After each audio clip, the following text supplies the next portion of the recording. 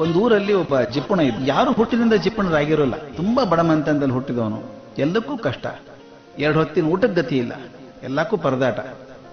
ಆ ಹುಡುಗ ತೀರ್ಮಾನ ಮಾಡಿಬಿಟ್ಟ, ನಾನು ದೊಡ್ಡವನಾದ್ಮೇಲೆ ಹಣ ಗಳಿಸ್ತೇನೆ. ಯಾವ ದಾರಿ ಇರೋದು ಮುಖ್ಯ ಅಲ್ಲ, ಹಣ ಗಳಿಸೋದು ಮುಖ್ಯ.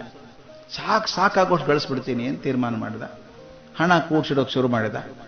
ಗಳಿಸಿದ ಹಣ ಅನುಭವಿಸ್ಲಿಲ್ಲ, ಯಾರಿಗೂ ಕೊಡಲಿಲ್ಲ. ಸ್ವಲ್ಪ ಹಣ ಬಂದೊಡನೆ ಇನ್ನಿಷ್ಟು ಬಡ್ಡಿ ವ್ಯವಹಾರದಲ್ಲಿ ಸೇರಿಸಿ ನಿಷ್ಕರಣೆಯಿಂದ ವಸೂಲಿ ಮಾಡಿದ, ವ್ಯಾಪಾರ ಮಾಡಿದ, ಮೋಸ ಮಾಡಿದ. ಹಣ ಬಂತು, ಜಮೀನು ಕೊಂಡ್ಕೊಂಡ, ಅದ್ರ ಬೆಲೆ ಏರಿದಾಗ ಮಾರಿದ, ಮತ್ತೆ ಧನ ಗಳಿಸ್ಕೊಂಡ. ತನ್ನ ಅಲ್ಲದ ಜಮೀನನ್ನು ಅಧಿಕಾರಿಗಳ ಜೊತೆಗೆ ಸೇರ್ಕೊಂಡು ಲಂಚ ಕೊಟ್ಕೊಂಡು ತಂದ ಮಾಡ್ಕೊಂಡ. ದುಡ್ಡು ಬಂತು ಬಂತು ಬಂತು. ಅಂಗಡಿ ಕಟ್ಟಿಸಿದ, ಮುಂಗಟ್ಟುಗಳನ್ನು ಕಟ್ಟಿಸಿದ, ಬಾಡಿಗೆ ಕೊಟ್ಟ, ಬಂಗಾರ ವಜ್ರ ಗಳಿಸಿದ. ದೇಶದ ಪ್ರತಿಯೊಂದು ಊರಿನಲ್ಲಿ ಪರದೇಶದಲ್ಲಿ ವ್ಯಾಪಾರ ವ್ಯವಹಾರ ಮಾಡಿಬಿಟ್ಟ. ದಿನನಿತ್ಯ ಹಣ ಸಂಗ್ರಹ ಹೆಚ್ಚಾಗ್ತದೆ ನೋಡಿ ಸಂತೋಷಪಟ್ಟ. ಆದರೆ ಆತ ಮಾತ್ರ ದರಿದ್ರರಂಗೆ ಬದುಕಿದ. ಒಂದು ದಿನ ಜ್ಞಾನೋದಯ ಆಯ್ತು ಅವನಿಗೆ.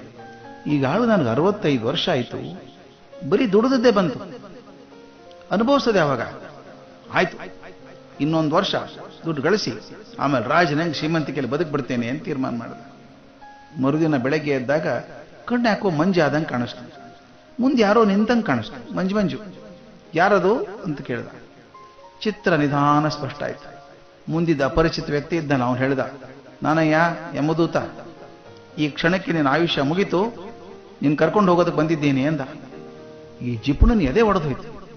ಕಲ್ಪನೆ ಮಾಡ್ಕೊಳ್ಳಿ ಕೇಳುಗ್ರೆ, 65 ವರ್ಷ ದುಡಿದು ಕಟ್ಟಿಟ್ಟಿದ್ದಾನೆ, ಈಗ ಮುಗಿತು ಆಯುಷ್ಯ ಅಂದ್ರೆ, ಅಯ್ಯೋ ಇಷ್ಟು ದಿನ ಕಷ್ಟಪಟ್ಟಿದ್ದೆ ಮಾರಾಯ, ಇನ್ಮೇಲೆ ಸುಖ ಇರಬೇಕು ಅಂತ. ಈಗ ಹೆಂಗ್ ಬರಲಿ, 1 ವರ್ಷ ಅವಕಾಶ ಕೊಡಪ್ಪ ನನಗೆ, ಆಮೇಲೆ ಸಂತೃಪ್ತಿಯನ್ನು ಬದುಕಿ ನಿನ್ ಜೊತೆಗೆ ಬರ್ತೀನಿ ಅಂತ ಹೇಳ್ದ. ಯಮದೂತ ಕೇಳ್ತಾನ, ಸಾಧ್ಯ ಇಲ್ಲ ಅಂದ. ಆಗ ಜಿಪುಣ ವ್ಯಾಪಾರ ಕೇಳ್ದ, ನೋಡಪ್ಪ ಸ್ನೇಹಿತ, ನೀನು ನನ್ನ ಹತ್ರ ಈಗ 3,000 ಕೋಟಿ ರೂಪಾಯಿ ಇದೆ, ಅದ್ರ 1,000 ಕೋಟಿ ರೂಪಾಯಿ ನಿನಗೆ ಕೊಡ್ತೇನೆ, ಕನಿಷ್ಠ 6 ತಿಂಗಳಾದ್ರೂ ಸಮಯ ಕೊಡು ನನಗೆ ಅಂತ ಕೇಳ್ಕೊಂಡ. ಯಮದೂತ ಮಾತೇ ಆಡ್ಲಿಲ್ಲ, ಕೊರಳಿಗೆ ಹಗ್ಗ ಹಾಕಿ ಹೇಳ್ದ. ಜಿಪುಣನ್ ಗೊತ್ತಾಯ್ತು ಇನ್ ಬಿಡಲ್ಲ ಅಂತ. ಯಮದೂತನ ಕಾಲಿಗೆ ಬಿದ್ದ, ದೇವ್ರೇ ಪ್ರಭು, 6 ತಿಂಗಳು ಬೇಡಪ್ಪ, ನಾ ಗಳಿಸಿದ್ದೇನಲ್ಲ 3,000 ಕೋಟಿ ರೂಪಾಯಿ ಪೂರ್ತಿ ನಿನಗೆ ಕೊಟ್ಬಿಡ್ತೀನಿ, 1 ದಿವಸನಾದ್ರೂ ಬಿಡಯ್ಯ ನನಗೆ. ಆ ಬಾಕಿ ಕೆಲಸ ಎಲ್ಲ ನಾಮಿನೇಷನ್ ಮಾಡೋದೆಲ್ಲ ಇರ್ತದೆ, ಅದು ಮಾಡಿ ಬಂದ್ಬಿಡ್ತೇನೆ, 1 ದಿವಸ ಕೊಡೋದು ಹಾಕ್ತಾನೆ. ಯಮದೂತ ನಕ್ಕ, ಮೂರ್ಖ, ಈ ನಿನ್ ಭೂಲೋಕ ದುಡ್ಡು ತಗೊಂಡು ನಾನೇನ್ ಮಾಡ್ಲು ಅಲ್ಲಿ, ನನಗೇನು ಪ್ರಯೋಜನ ಇಲ್ಲ, 1 ಕ್ಷಣನೂ ಬಿಡೋಕ್ಕಾಗಲ್ಲ ನಿನ್ನ, ಮುಗಿತ್ ನಿಂದು ಅಂತ ಹಗ್ಗ ಹೇಳ್ದ. ಆ ಪೂರ್ತಿ ಹತಾಶ ಹೋದ ಜಿಪುಣ. ದಯವಿಟ್ಟು ಮರಯ, ದಯವಿಟ್ಟು ನನಗೋಸ್ಕರ 1 ನಿಮಿಷ ಕೊಡ್ತೀಯ, ಅವಧಿ ಜಾಸ್ತಿ ಬೇಡ, 1 ನಿಮಿಷ ಕೊಡ್ತೀಯ, ಯಾಕೆ ಅಂತ ಕೇಳಿದ.